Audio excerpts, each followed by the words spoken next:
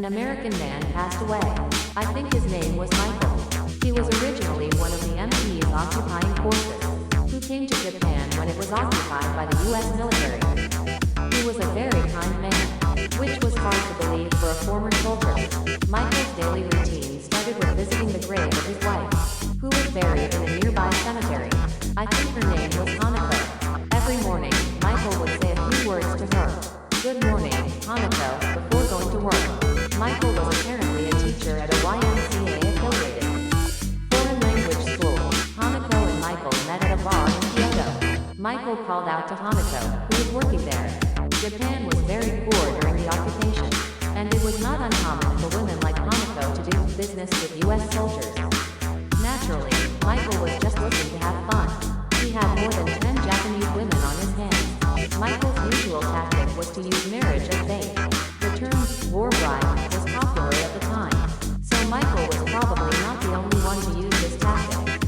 Let's live in New York. America has Disneyland, where you can see Mickey and Donald Duck, who you can only see in the movies in Japan. Japanese women at the time were easily fooled by this.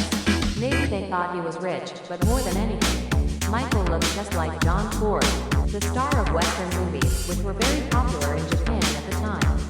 Even for such a playboy Michael, Hanako was a little different. "I'm not that cheap, I'm Japanese. I don't mind marrying you, but if I die first, please send me back to Japan. Bury me in my family's grave in Japan," Hanako said with a carefree smile, and Michael fell for her for real. At that time, there were very few Japanese women who could clearly say, "I'm Japanese." Everyone had lost confidence in themselves after the shock of losing the war. But Hanako was different. "I'm Japanese," Hanako said clearly to everyone, everywhere. Even after they got married and lived in New York. A year after Hanako and Michael got married, their beloved son John was born. Hanako was the godmother. Of course, she named him after John Wayne, who looked just like her beloved husband Michael.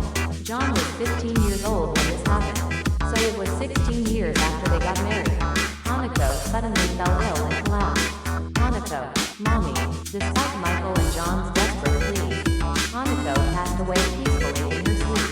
As promised, Michael returned to Hanako's hometown of Japan with John, carrying Hanako's ashes. "I want to run a ranch like John Wayne, who is so dear to my mother," he said, as he returned to America when he became an adult.